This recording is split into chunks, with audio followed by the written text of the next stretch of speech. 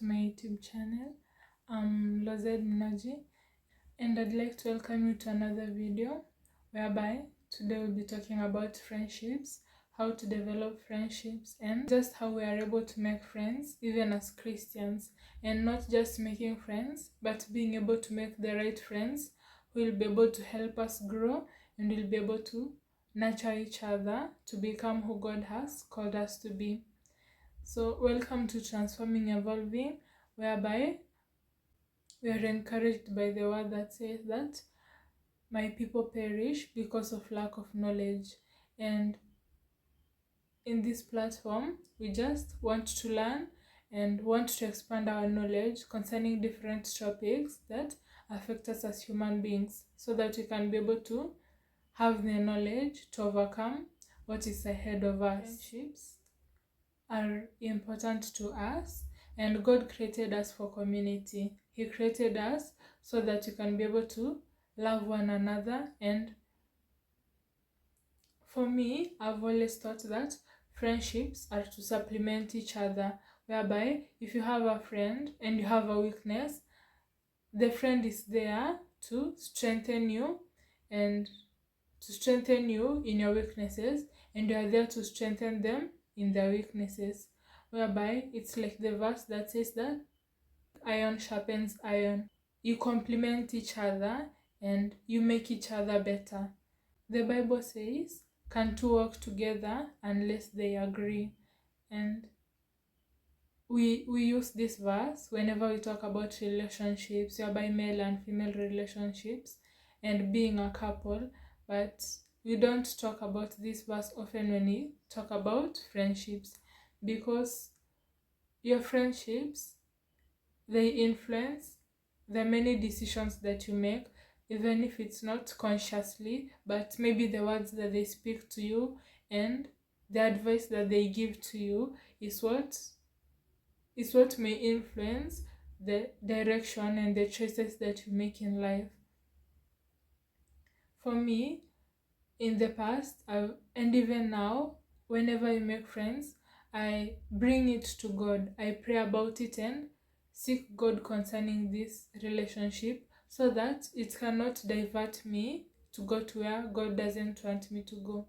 Because whenever we want to be friends with someone, or whenever we meet a person for the first time, God may have sent them to us, but maybe even the enemy can send people to us to be able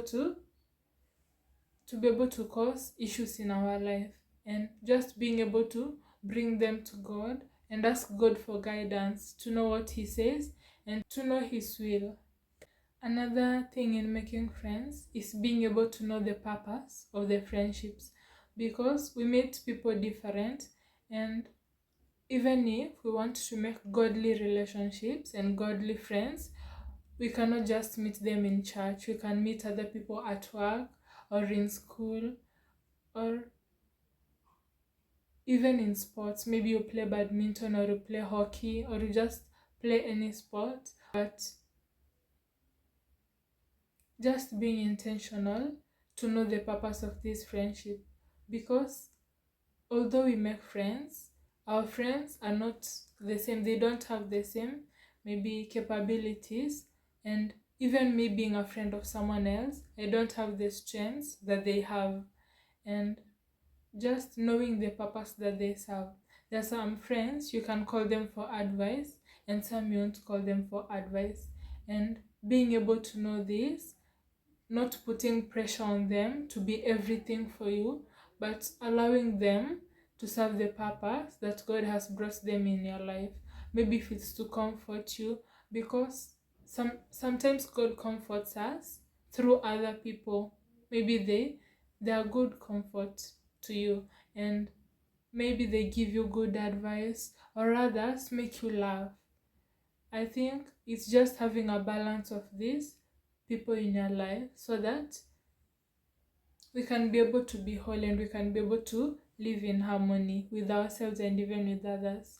Whenever we want to have friends, first we must look in ourselves, in who we are first, so that we can be able to be a good friend to the other person before expecting them to be a good friend to us, to make sure that us ourselves, we live in the principle of love, whereby love is patient, love is kind, love does not insist on its own way, love bears all things, endures all things, and just being able to be a good friend to them first, and taking that responsibility to nurture the relationship that you have.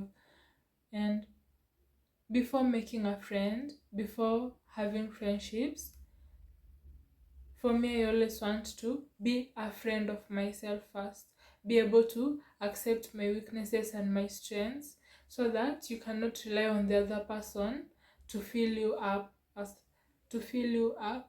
And maybe you are suffering from low self-esteem, and you just want to enter into a group of friends so that you can be able to hide that pain, or maybe mask it. But being able to enter into a relationship knowing who you are and loving who you are first. When you're a friend to yourself, you are able to have confidence in yourself.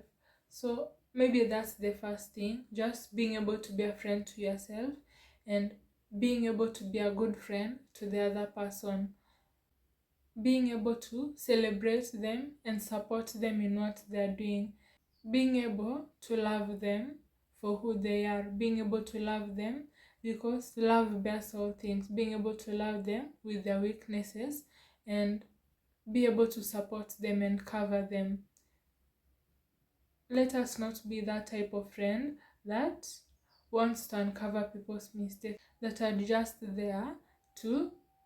I remember in primary and when we were young, we used to have friends so that maybe it's for food, or you are just there because this person has money. But now when we are grown, we say that we leave the things of childish away, and we now become grown-ups, and just being able to honor the relationship that God gives you, because they're also a person and they're also God's child. I think that when we have friends, we expect them to serve us, and maybe we may not speak it, but to serve our needs. We expect them to be there for us when we are hurt or when we're experiencing challenges, but we should also be conscious of how we are to them, loving them and appreciating them for who they are. Another thing that I'd like to advise is being able to make godly friendships, because the Bible says that what relationship does light has with darkness, and when we are in God, we become children of the light and we have light in us. And when you make a friend with a person who isn't saved, it becomes difficult because they may be accepting some things of the world which God commands us not to do, and they may have some habits and some behaviors, maybe like drinking or watching pornography or even taking drugs, that maybe it doesn't align with your faith and it doesn't align with who God calls you to be. Because there is this image that God has of us, and God calls us to be that person, to become like Jesus Christ, and just being able to make godly friends who are able to push you closer and to support you in who you are becoming. Whenever we make friends with people who aren't saved, it doesn't mean that we should separate ourselves from them. Maybe that's the purpose that you have in their lives, to bring them closer to God. But it's just about having wisdom and asking God for guidance about it, so that you cannot be the one who is drawn away from God. And you might have friends maybe who are from a different religion. I think that it's okay, because we shouldn't separate ourselves from people who are from a different religion because of their religion, because God calls us to love each other and to love the other person as much as we love ourselves. and just obeying this commandment and trusting in the plans that God has. Having male friends, it's, for me, I've never had a male friend, but having close male friends can be challenging because maybe they're of the opposite gender, but some, they have grown up with male friends and it's common and it's okay for them. But just being able to have those boundaries to prevent any sexual relations, because sometimes hormones can come and maybe the affections and everything. You might have male friends, but there are some things that female friends can be able to assist you and help you that male friends cannot help you with. Maybe you have female friends that can be able to understand what you are passing through as a woman, that maybe if you tell a man, they cannot be able to understand. So just being able to balance between male and female friendships and not being the girl or the lady that talks bad about other women because of maybe the way they talk, because that's what some of us usually say, that female friends, they're talkative, they will talk about you and you dissociate from them and you start having more male friends. But it's just about having the balance between male and female friends, because there are some things that you can be able to learn from them also. When we have friends, we need to realize that they are people first and they can be struggling or having challenges with some things that human beings have, maybe like pornography and masturbation or drug abuse or even alcohol. But just being able to have grace for them and also understanding the purpose that you serve in their lives, because we are called not to shame them but to be able to cover them and support them through it, because and being wise to support the person who has surrendered it to God, who is willing to give it up and who is battling it, because God isn't scared of the person who is battling with sin, but he invites him so that he can be able to deliver him from sin. But being aware if this person is battling this sin or if they are living in it, because some people are comfortable in their sin but others are battling it, and just being able to be their friend, to pray for them and to encourage them through it. We are there to be part of the solution, to pray for them and to pray with them, and not part of the problem, to shame them or maybe to ridicule them, or even being able to put a pressure on them that they should be better than what they are now. But having grace for them and asking God for guidance and wisdom concerning it. Whenever we lose friends, maybe if it's by separation or because sometimes you can grow out of friendship, and just being wise to leave the friendship when it's time. And because when you grow, maybe God has called you to a different path and the other person is going to a different path, and just being able to be at peace that it's okay. Because I remember I had this friend whom we fell apart, and one day she just came and told me that she doesn't want to be my friend, and she took all her things, because when you're friends and you're female friends, you keep things for one another. But she just came and told me that she doesn't want to be friends anymore. But I remember at that time I used to question why, because she was the only friend that I thought I had. And every day I'd cry and I'd question why, but allowing them to grow and being able to let them, because I believe that love doesn't tie a person down.